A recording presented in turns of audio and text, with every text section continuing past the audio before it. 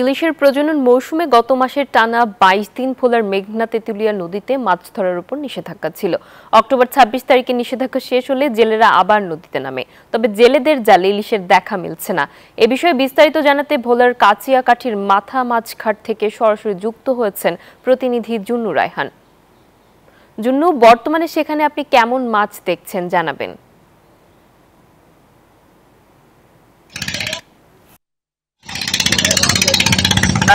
আপনাকে ধন্যবাদ। যেমনটি বলেছিলেন যে গত মাসে ২২ দিন টানা অবরোধ ছিল, নিষেধাজ্ঞা ছিল, কারণ ইলিশের ধরা প্রজনন মৌসুম ছিল।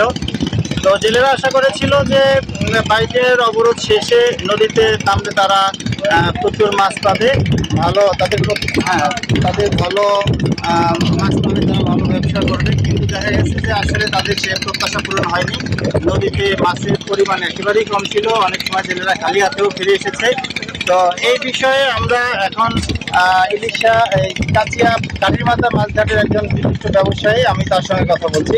আচ্ছা, নদীতে কি পরিমাণ মাছ বা কি অবস্থা আপনাদের? এমন মাছ তো তারা একেবারে কম, মাছ নাই হইলেই চলে।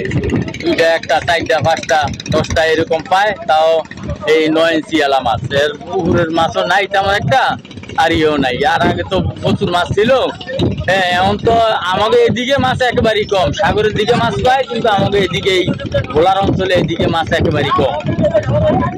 আচ্ছা, যেমনটি জানাচ্ছিলেন একজন ব্যবসায়ী যে মাছ কম, তবে শীতের শুরুতে নদীতে দেখা যায় কিছু পাঙ্গাস শুরু হয়েছে। তাও জেলে এবং ব্যবসায়ীরা যেটা জানিয়েছে যে আগামী এই মাসের শেষ নাগাদ হয়তো তারা ভালো ব্যবসা করবে।